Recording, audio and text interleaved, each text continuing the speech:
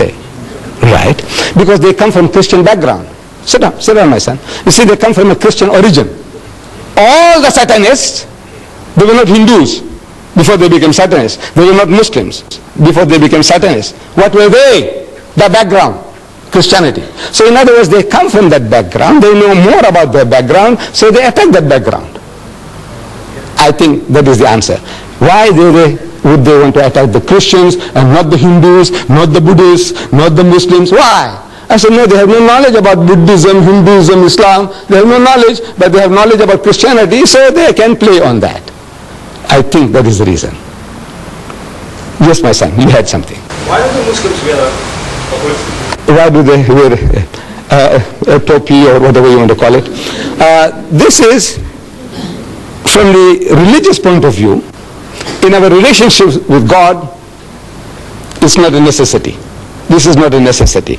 But in society, we need an identity. Suppose I meet you in the street, I might think that maybe he's a Tamilian, and if I knew how to say good morning to you in Tamil, I would have said it.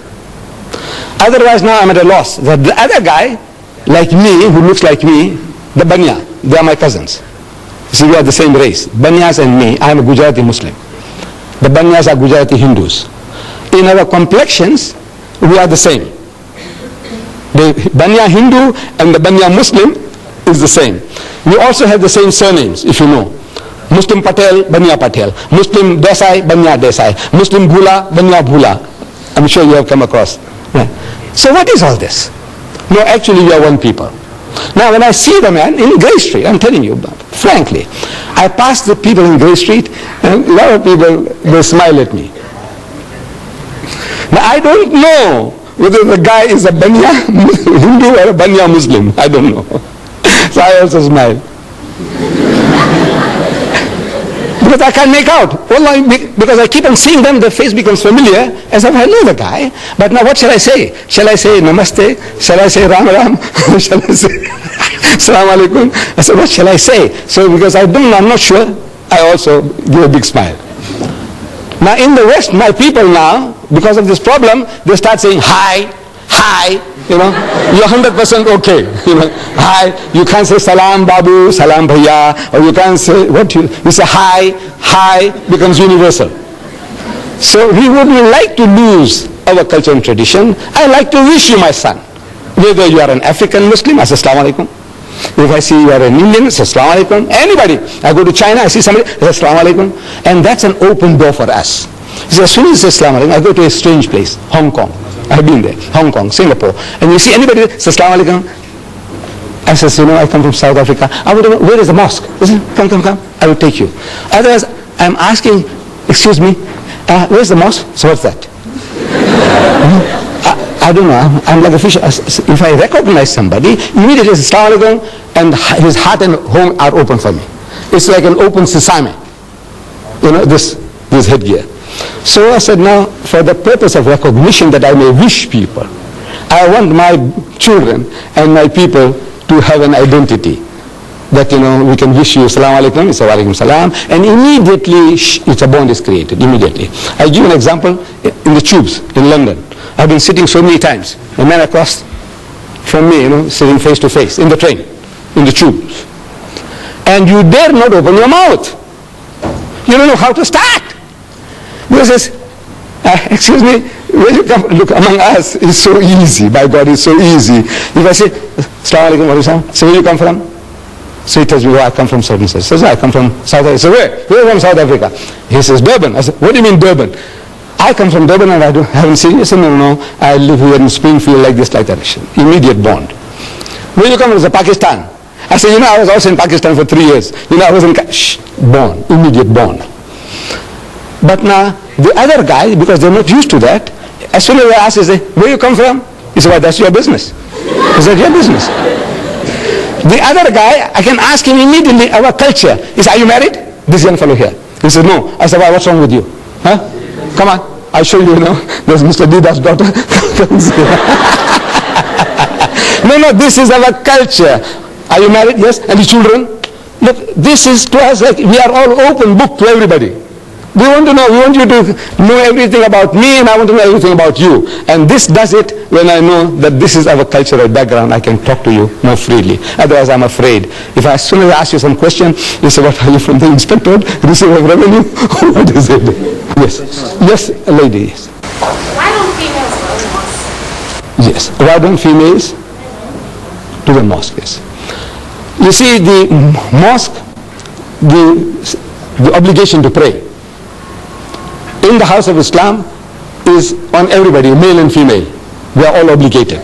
Fasting, same. Pilgrimage, everything that the man does, the woman does. Everything, same. But there is what is called a segregation of the sexes in the house of Islam. Like among the Africans, it's a shanipa, respect for womanhood. See, the man comes along into the kraal, the men go with the men, and the women go with the women. Now, in our culture, it's the same. There is what is called a segregation of the sexes. Men and women are not allowed to freely intermingle. So in the absence of a separate facility in the mosque, where they can come into the mosque without intermingling with men, they pray at home. But now in the mosques in South Africa, provisions are being made. Where you have a separate entrance for the ladies, separate ablution facility for washing, toilets, everything separate. They are in the mosque, yet out of the mosque. In other words, what is forbidden is free intermingling. In the house of Islam, means in our teaching, no Muslim man has a right to be alone with a woman who is not his mother or wife or sister or daughter. Everybody else is to keep them at a respectable distance. If I was going to Johannesburg, alone in the car, I need company. If I see you, my sister, my daughter, you standing by the roadside, trying to thumb a lift, my religion says don't give her a lift. Not because you are an African. Even a woman of my own race, don't give her a lift. But if she's accompanied by a man, maybe her husband, maybe her brother, maybe her father, it's an act of charity. Come inside, I'm empty, where are you going? I'm going as far as Newcastle, it's all right, get it. Free. It's an act of charity. But if the woman is alone, whatever race, my own race, he said, don't give her a lift. Why?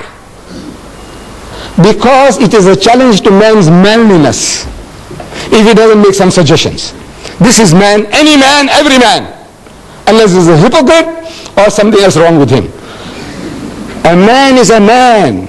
He has a woman beside him and is traveling alone now. He wants to know, are you married? He says, no. Have you got any boyfriends? He was, are you married? How long? 15 years. Any children? He says, no. He says, Mr. Naidu, working hard enough. Big joke.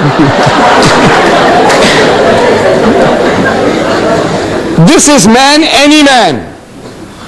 See, every man is like that. So therefore, he says, now look, before that thing happens, this old man, I'm talking about this old man himself.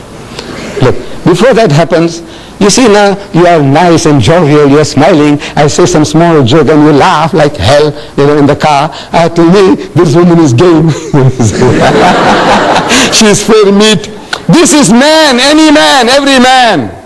So, Islam says, keep him at arm's length. I must keep you respectfully at a distance, and you keep me at a respectable distance. This is the reason there is no free intermingling of the sexes. Yes. Yes, my son. Deedat, so with all due respect to your religion, may I know what is the purpose of circumcision? Because I mean, now, if I were to join your Muslim sect as such, and that hurts. Right. Agreed. The young man wants to know about circumcision. I know that is the biggest barrier